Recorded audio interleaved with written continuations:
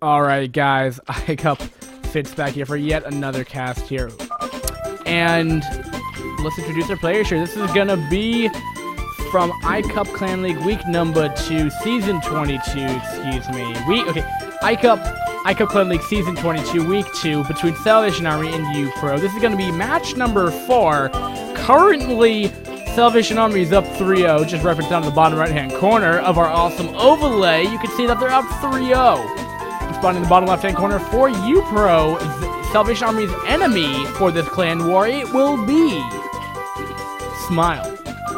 And in the top right-hand corner, it will be, I remember this guy, I've casted Yeti before, it will be uPro, Salvation Army's Yeti right here. I don't really remember much about this guy, but I have casted him before on this channel. I don't remember why, I don't exactly know why I remember that, but I have Salvation Army doing their thing, and we'll see how they go. Looks like it will be a standard Forge Fast Expand. It will be Fighting Spear cross positions.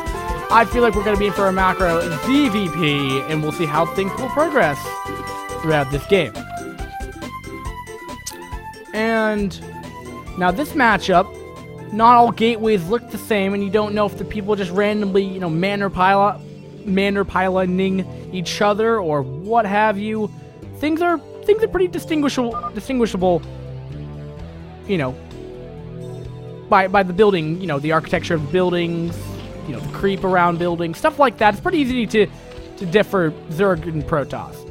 Not so much Protoss versus Protoss, but definitely this matchup. I feel confident in my ability to not mix up what's being thrown down by either player. Reference last game, that was pretty terrible. But I'm not ashamed. We're all allowed to mess up, right? Right? I hope so, right? No?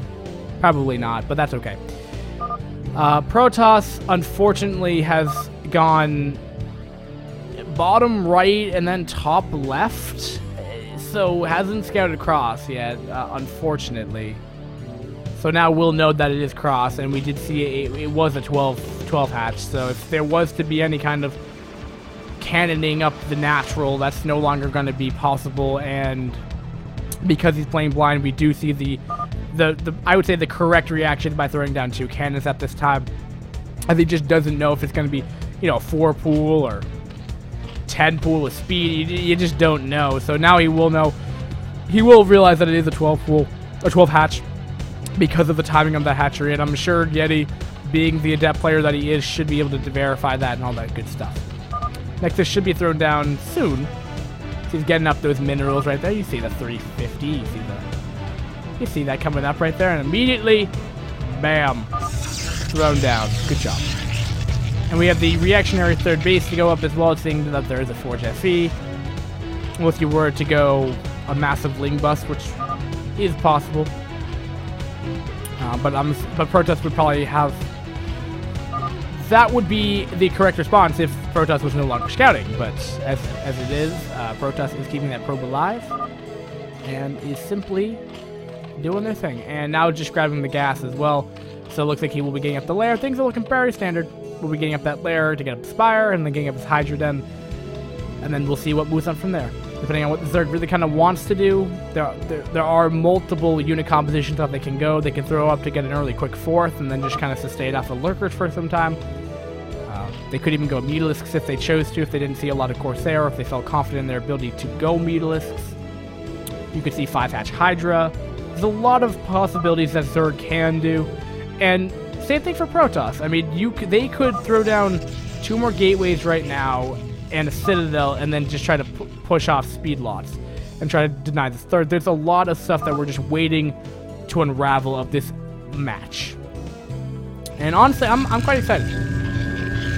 As a lot of the time we actually haven't seen macro games, but also let's verify something. Let's clarify something very quickly here. Me being excited is not because it's Fighting Spear. Let's just make that very clear. We just haven't had a whole lot of macro games. We've had a lot of short games. And generally, I wish for, because at times I'll class the clan leagues that they're all 20-minute ZVPs or whatever. That's what I wish for a quicker game. But because we've already had a lot of quick games, PvP, and a lot of action happening in the first 2 rounds, I don't mind sitting down and watching unnecessarily a long macro ZVP. Now again, that is subject to change, as I have no idea what the progression bar looks like, but I have a deep feeling that we will have a long macro game here. And it looks like things are actually going, pretty standard as well. Citadel and then Stargate's going down, so it looks like it will just be going for the Templar tech eventually.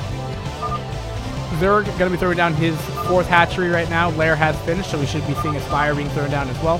Spire being thrown down. And I would assume if we were to see Mutalisks, this gas would have been taken by now, so I would rule off Mutalisks for this time. And the first Corsair is in production right now. And getting those +1 ground attacks. And Zerg's just going to set up this nice little area to know when anything is going to be going down for Protoss. Either a push or, him taking his quick third. If that's, you could take a quick third. I guess it's a little bit harder in this matchup than I would say than others. And it looks like it might be Turtle Zerg. It may just very well be Turtle Zerg. If we get Lurker aspect out of the Hydra Den, that should be coming down right now. No, that's the Evo Chamber. This is the Hydra Den being thrown down here. This should be Lurker aspect. If I know my builds correctly, this should be like Turtle Zerg, where they will go off of Lurkers. We actually seen this actually. This very clan league, we've seen this. Do these have any kills on them? Yeah, no, we must have. Can you actually not? There we go. That has actually 1 kill, so he did kill off the Overlord that was chilling over here. But yes, if we get Lurker aspect done, no, he's gonna get muscular argument. So, but anyway, what have you? I'm wrong, again. But these Corsair are trying to find out what they can go. Ooh, Scourge will connect, and unfortunately, that will kill off the Corsair immediately speaking. And this other Corsair, I believe, is just on patrol or just nope, chilling down over there. And not a whole lot happening right now. It looks like Zerg is finally starting to build up an army right now, getting up his Hydras right now. And so we'll see. We haven't really seen what a lot of Protoss is doing, getting up for the quick Templar. So it's Zealot Archon. Zealot Archon with Corsair DT. A varying unit compositions from Protoss. The question is just when are we going to be pushing out here, because Lurker aspect has just begun. Okay, so alright, I see this. Alright, I dig this. Alright, cool. I get this. But it's such a very mix from Protoss. I mean, it's a healthy unit composition. It's just, what do we expect to see? And we're going to be getting up... it could be a strong base 2 base timing as well. Well, +1 has finished, so this might be the time where they're going to push. And these Lings are not going to be able to stop this. I mean, with the Corsair, this is actually going to be quite annoying for Zerg to deal with when this push comes out. He's going to need a lot of Hydras. And he's supply blocked right now. And he's going to start leg enhancements right now. He started Lurker aspect, and I don't think... Do we have... If he runs into Lurkers, he's done, because... Alright, no, okay, no, he's just securing his third. Okay. I was going to say it was a little odd for a Protoss to... Okay, there goes down the observatory somewhere, but it would have been very peculiar for Protoss to go out this late without an OBS.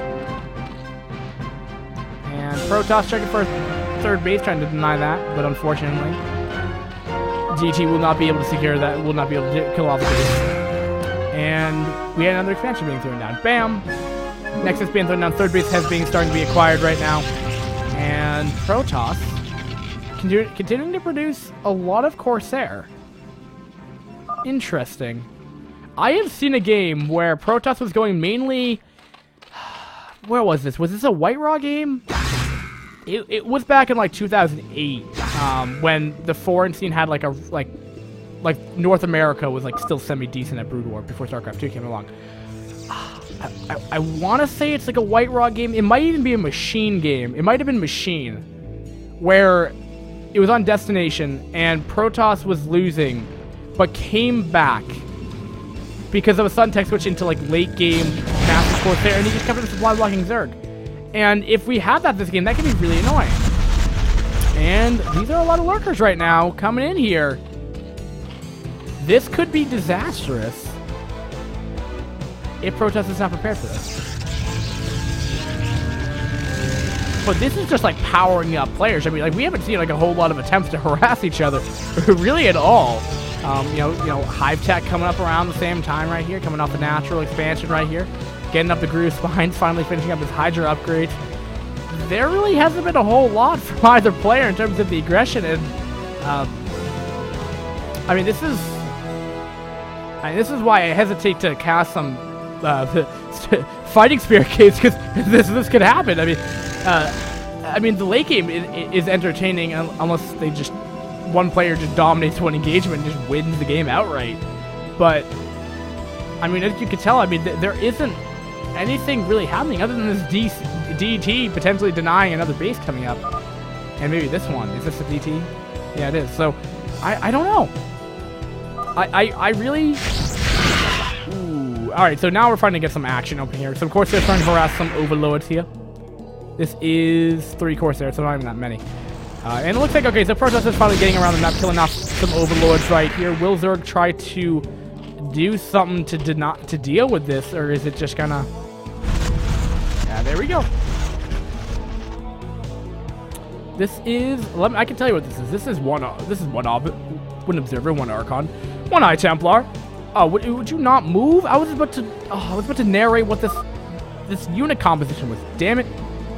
And I mean, Protoss is really bunkered in. I don't really see a low, unless it's like a full-on engagement from Zerg to take out that third. I don't think it's going to be possible. Of course, they're going to be running in the main base right here. We'll snipe off a lone overlord right here. Maybe we'll be able to get this one as well. Protoss is going to be trying to kill off this newly acquired 5th base going down here, and I don't think it's going to be able to defend this either. So Smile should be able to, Yeti should be able to deal with this. But at the same time, we have a lot of the Zerg Swarm coming in here into Yeti's base right now. Salvation Army's Protoss is not in engagement in a position to deal with this. And this is a lot of stuff right here without, with no Reavers here. This is just a lot of units coming in here. And just more crack. These aren't even crackings, I don't think, but this is all unupgraded units, keep in mind. Except for +1 missile upgrades on the Hydra with killing out the ground weapons before it's done. That's crucial. +2 attack for Protoss is going to be non-existent right here. And he may just get in the natural. If he can get these lurkers in the mineral line right there, that would be absolutely huge. Oh, and look at this, keeping the lurkers on the ramp right here, making sure that any reinforcing units will be taking a lot of splash damage right here. It looks like Protoss has dealt with this, but not before a couple Lings and Hydras are in the mineral line right here. I don't know how much stuff he's losing right here, but he did break down the natural front door, causing havoc to the Protoss player. And at the same time, he has acquired a newly acquired... Oh, that's not a new base, excuse me. And he's just got in the main base, checking out some new stuff right here. Continue to rally more units across the map right here. Yeti's in a bit of trouble right here. DT's doing something, but did get cleared off right here. Nice run on top of all the overlords, but also part on top of the mineral line as well. But thankfully, the probes were on the north part of the mineral line, so did not eat that psionic storm up right here. But look at this. Look how much Zerg is on the map right now, and he has taken this base now. He's just continuing to rally so many units across the map right here. Zerg, and this is what happens when you let Zerg just power up like this. And maybe Protoss, I mean, he can just continue to throw away units so quickly that there just won't be enough storms, I don't think. And I think that's what we're starting to see right here, as there's no High Templar out. And now he's going to have to evacuate all the probes right here, which means he's going to lose an entire base of mining, a third of his economy gone. So I don't know, the next minute or so until he at least can finish something. I'm not sure if he even can. Oh my goodness, this aggression is absolutely fantastic by Smile. And if you can get these lurkers on the ramp again, that makes it so difficult for Protoss to engage, because he can't just start using Zealots as shields against his other units right here. But there's just so much red on the map right now, I don't think it really matters. Storm's coming down, but he's starting to get into production right here, and if these productions start going down, that might just... I don't even know. I don't think there's an answer to this swarm attack from the Zerg. This is that you can just see the huge red Zerg units in the base right now, and they're just causing catastrophe all over the base. And more gateways are falling down, and more lings, as you can see on the left side of the screen, are just continuing to pile in here. There's a GG by Yeti. So finally, uPro will get a win. Finally. So it's nice to see uPro actually being able to fight back, and that was a very macro-intensive game. Not a whole lot happening, at least for the first 10 minutes of the game, first 10, 11 minutes in the game. But fantastic game. I was pumped up for it. I hope you guys were as well. So we'll jump into our next game very quickly, guys. Thanks for watching iCCup StarCraft TV. It has been your caster, iCCup Fitz here. We'll be back shortly for our next game. Don't go anywhere.